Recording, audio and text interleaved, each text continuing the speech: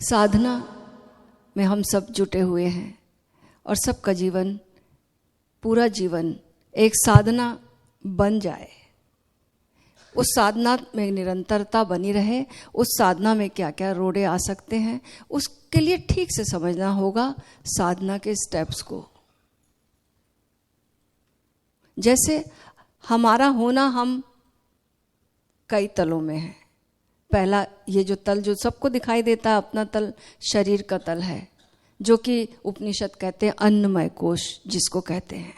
इससे तो सभी परिचित हैं, फिर भी सुपरफिशियली तो परिचित हैं, भीतर से तो वो भी विराट ही है समझो। लेकिन चलो, इससे हम बड़े आसक्त हैं, इससे हम परिचित हैं।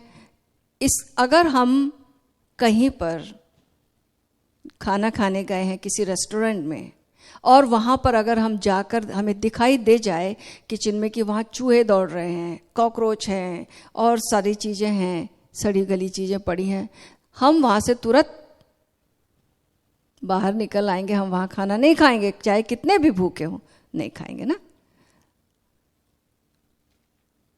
शरीर के प्रति सबको अपनी रक्षा करना आता है, लेकिन और आगे की बात, हम केवल शरीर नहीं है, इसके पीछे भी और शरीर है। हमारा ऊर्जा शरीर है, हमारा प्राण शरीर है, सूक्ष्म शरीर। अब अगर कहीं धुआं धुआं है तो क्या हम वहीं जाके सांस लेंगे? धुएं में सांस लेने से हटेंगे भाई। पोल्यूशन जहाँ पे थोड़ा कम होगा वहाँ जाएंगे, बगीचे में जाकर भी हम अच्छी सांस लेना चाहेंगे।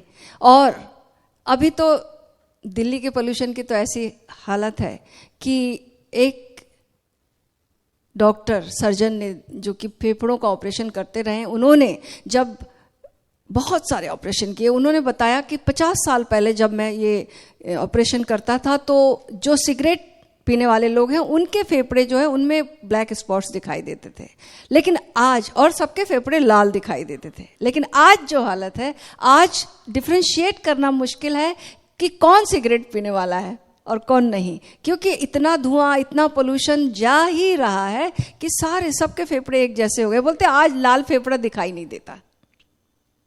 अब भाई, लेकिन जिनकी हैसियत है वो बार बार जाएंगे, पहाड़ पर चले जाएंगे, गोवा चले जाएंगे, समुद्र तट पे चले जाएंगे अपना एनवायरनमेंट चेंज करने के लिए। अच्छी हवा भर लो फेफड़ों में, फिर बाद में फिर सहेंगे दिल्ली के आके।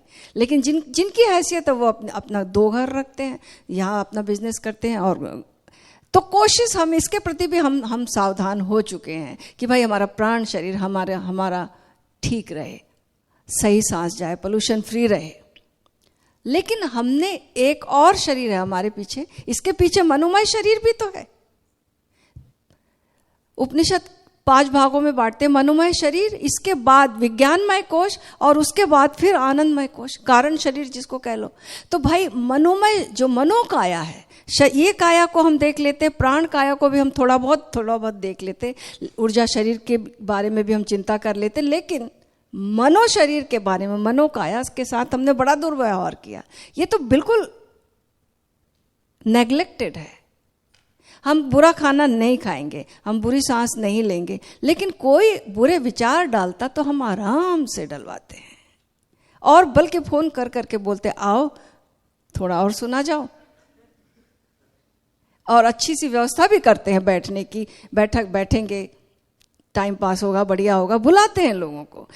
सोशल मीडिया से हम बुलाते हैं, चीज़ों को इनवाइट करते, वही जो देखो आज तो हम जो एक बार क्लिक करते वैसी चीज़ें खुलती हैं, फिर हम जो चाहते वही हमें सर्विंग मिलती है सब तरफ से।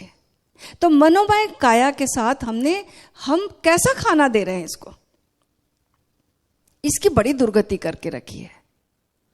और जब तक ये शुद्ध नहीं होगी मनोमय काया, सर्वसार उपनिषद का ये सूत्र है कि हम आगे नहीं बढ़ सकते।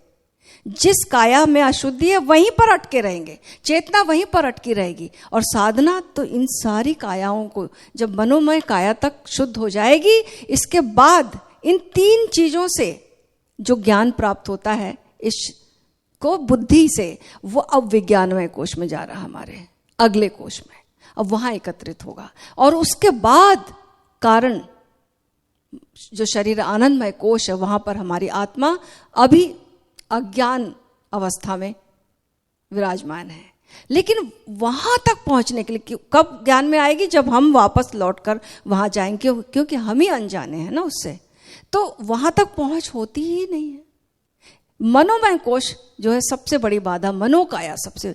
तो आज का जो सूत्र है वो बहुत अद्भुत है। शिव सूत्र में एक सूत्र है कि चित्तम मंत्र है, चित्त ही मंत्र है। हम जो भी फीड करते हैं वो एक दिन वो वस्तु बन जाता है, विचार हकीकत बन जाते हैं। बल्कि एक प्रयोग भी किसी जगह पर हुआ था कि अगर जो चीज हम देख रहे हैं वो व्यक्ति इतने ध्यान से देखता था, इतने गौर से देखता था, उसका ध्यान इतना टिक जाता था कि उस चीज का चित्र उसकी आंखों की पुतली पे छप जाता था और कैमरे उसको उतार सकते थे उस चित्र को। यानी हम जो देख रहे हैं बहुत महंगा सौदा कर रहे हैं, वो सब हमारे भीतर चित्रित होता जा रहा है। और याद रखना, एक बार जो भीतर जाता है वो बाहर नहीं निकलता, फिर दब सकता है। एक बार एक व्यक्ति, ओशो सुनाते हैं कि एक व्यक्ति, उनके दोस्त ही थे और वो जर्मन चले गए और वहीं पर उन्होंने शादी की और बहुत समय तक बचपन से ही चले गए थे। तो मराठी थे। तो जब एक बार वो बीमार हुए और बेहोश हो गए थे, तो उनके भाई जब यहाँ से देखने गए, और भाई जब देखने गए वहाँ पर, तो देखा कि वहाँ तो रोकने दिया नहीं जाता है, पेशेंट के साथ कोई रुक नहीं सकता। लेकिन डॉक्टर्स ने रिक्वेस्ट की भाई को कि आपको यहाँ रुकना होगा। कारण यह है कि बेहोशी में जो भाषा बोलते वो हम नहीं समझ पाते। वो भाषा बोलते थे मराठी, और हिंदी में जो जब होश में रहते थे तो जर्मन बोलते थे। लेकिन बेहोशी में वो जो पहली परत गई है मराठी भाषा की बचपन में, वो बहुत गहरी है, उसको मिटाया नहीं जा सकता। तो बचपन में हम क्या दे रहे हैं, इसके प्रति तो जागरूक होना ही होगा अपने बच्चों के लिए। लेकिन अभी भी हम प्रतिदिन ये मनोकाया बन रही है। याद रखना, हम जो भोजन कर रहे हैं, जैसे ये शरीर बन रहा है, ऐसे ऊर्जा शरीर भी बनता है ना, अच्छी सांस लेंगे, प्राणायाम करेंगे, फैलता है। तो ऐसे मनोकाया भी बन रही है निरंतर। तो इसके ऊपर ध्यान देना होगा, साधना बनानी होगी ये कि हम चित्तम मंत्र है, हम क्या डाल रहे हैं इसमें।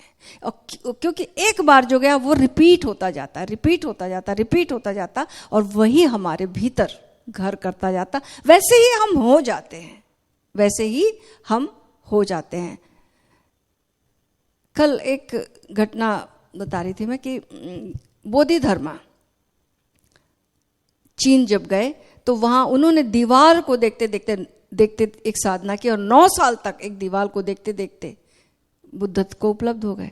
हम जिसको देख रहे हैं, पहले हमारा प्रोजेक्शन होगा, दीवार तो कुछ बात नहीं करती भाई, ना कोई प्रतिक्रिया करती, हम ही देखेंगे, हमारा प्रोजेक्शन भी होगा, विचार भी चलेंगे, जो भी होगा। लेकिन कंटिन्यूटी में अगर ये हम बैठे बैठे बैठे बैठे दीवार के सामने, कब तक ये चलेगा? एक तरफा नहीं होगा। एक समय आएगा कि शून्य होने लगेंगे, और इस शून्य अवस्था में स्वयं का अनुभव हो गया बोधि धर्मा को। तो हम जो देखते हैं वही हो जाते हैं, जो सुनते हैं वही बन जाते हैं। तो देखना और सुनना हमारे चित्त में मंत्र का काम कर रहा है, हमारा चित्त इससे निर्मित हो रहा और वही बन रहा है प्रतिदिन। तो एक तरफ से हम 1 घंटा ध्यान कर लें, और फिर बाकी दिन भर हमने ध्यान नहीं किया, ध्यान नहीं दिया। ऐसे सोचो कि हमने सुबह दवाई खा ली, शरीर के लिए पेट की दवाई खा ली, और दिन भर हम बिल्कुल इन्फेक्टेड फूड खाते रहे, तो क्या होगा? कुछ भी नहीं होगा। थोड़ी देर हमने प्राणायाम कर लिया, उसके बाद हमने खूब सिगरेट पी, जम के पी, धुआं डाला, ये किया वो किया, जिससे कि ऊर्जा शरीर को हानि होती, तो क्या होगा? कुछ भी नहीं होगा।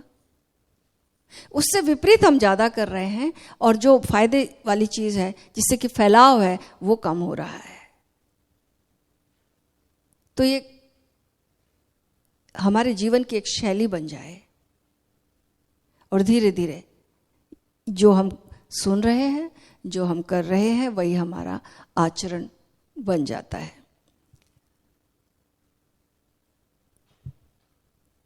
नागसेन के पास एक व्यक्ति आया, बोला कि मुझे परमात्मा के दर्शन नहीं होते,